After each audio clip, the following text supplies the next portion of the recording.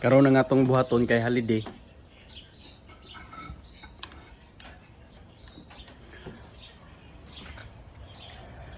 Mag-check ta sa mga sasakyan para makita natin kung anong mga problema sa mga sasakyan na nakatambay. Habang nakatambay, wala tayong pasok. I-check una natin.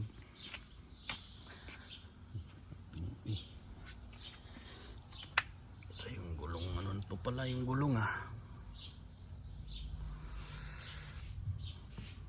pudpud na. Ito ay magalaw, titingnan natin to. Ano pa? Ang gilid.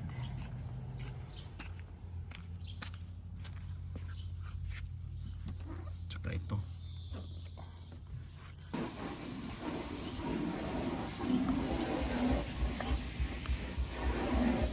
Kaya pala umalog, natanggal yung ano, nabiak yung lock. Kaya gawan ko ng paraan kung paano gagawin gagawin na hindi na siya gagalaw. Yun ay ayos ko na. Yan, din na siya hindi na katulad kanina kasi may lock na yan dito sa loob. Nilagyan ko ng dalawang lock. Tsaka hindi siya bumalik talaga sa dikit masyado kasi yung nailagay kong lock, kasi nga napuputol yung mga mga lock niya. Ang yung nailagay ko na lock, hindi yung original talaga na lock. Medyo maluag siya kunti. Hindi siya nababatak masyado sa loob. At saka dito sa bandang gitna naman dyan, yung lock dito, yung nag-ano sa lock, kumakapit sa lock, medyo lumuwag na siya dahil nga siguro sa tagal na hindi napansin yun. Pero at least na okay na siya, hindi na siya gumagalaw pag tumatakbo, okay na.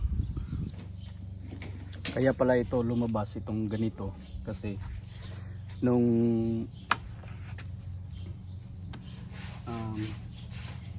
na naka-atras to ng bakod, pinalitan to, tapos hindi ko na-check ng maayos nung pinalitan to ng bago. Yung nag-ayos pala nito, tingnan mo, hindi nilagyan ng bolt dito, saka hindi nilagyan ng yung lock dito na original, hindi binalik. Kaya pag ipasok mo ng ganyan, align na siya. Align na siya.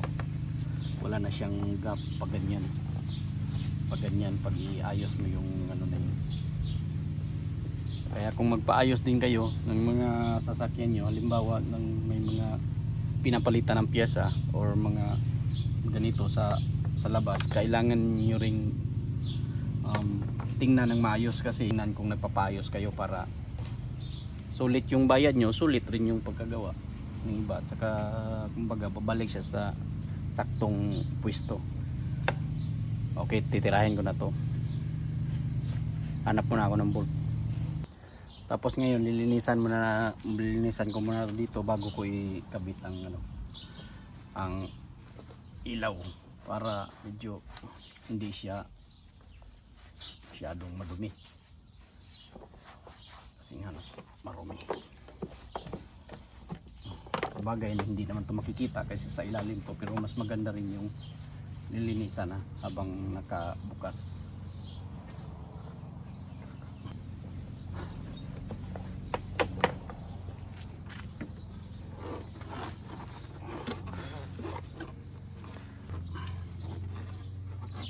Ngayon ibabalik ko na para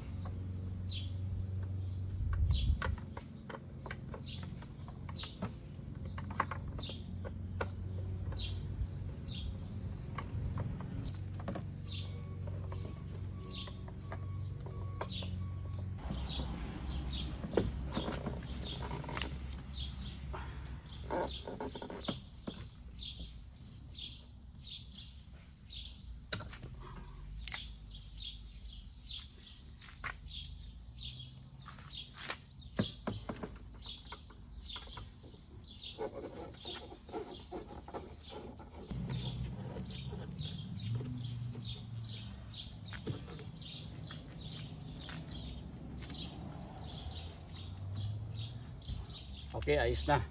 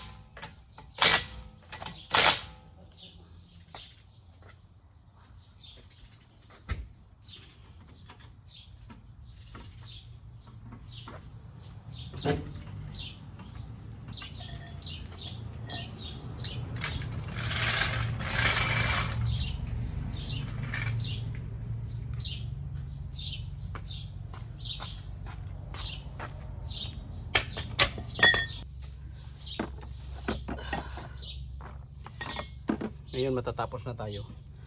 Yung apat na gulong pinaglilipat ko na.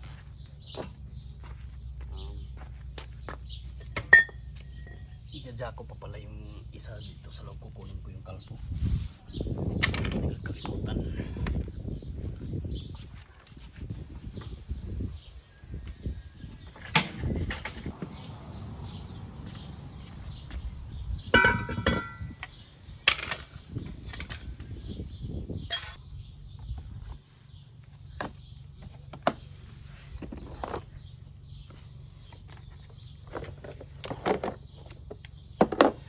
Ngayon ito-torque ko na para parehas yung ano.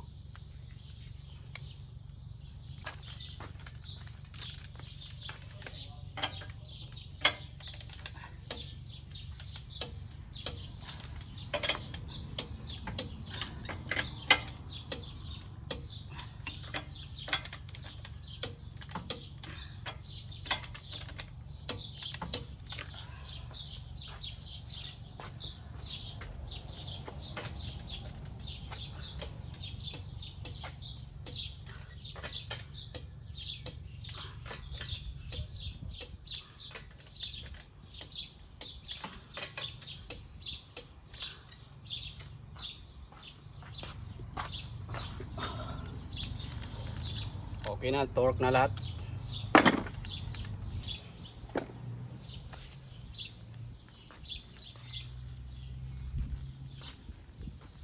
Ngayon tapos na tayo. Yun lang, yung chine-check ko yung gulong sa likuran at saka sa unahan. Medyo manipis na yun sa unahan. Pudpud na yung sa gilid. Pero makapal pa siya sa gitna. Kapudpud lang yung gilid niya. Kasi sa yung front drive kaya ganun. Kaya yung likuran na makapal pa, nilipat ko dun para safety ba. Yun lang mga kapapyos. Sana yung mga may mga sasakyan dyan, kung hindi kayo busy, check nyo yung mga sasakyan nyo para hindi kayo magka-problema. Halimbawa, magbibiyahe kayo ng malayo. pahinga muna tayo kasi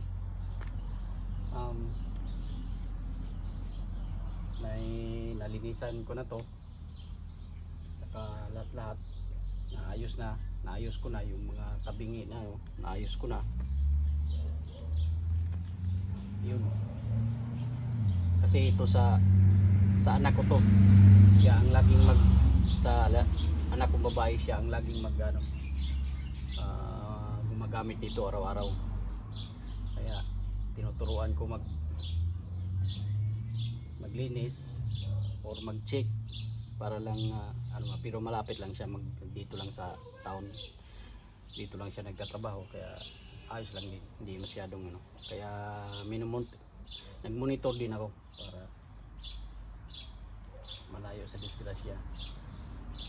Sa ngayon okay na, kahapon nilinisan ko to, kahapon sa engine nilinis ko, siya na lang magwasing sa body mamaya, kasi yung kay Junior naman ang titirahin ko, i-change oil ko kasi bagong kuha yon, i-change oil ko ng engine change oil at saka transmission change oil.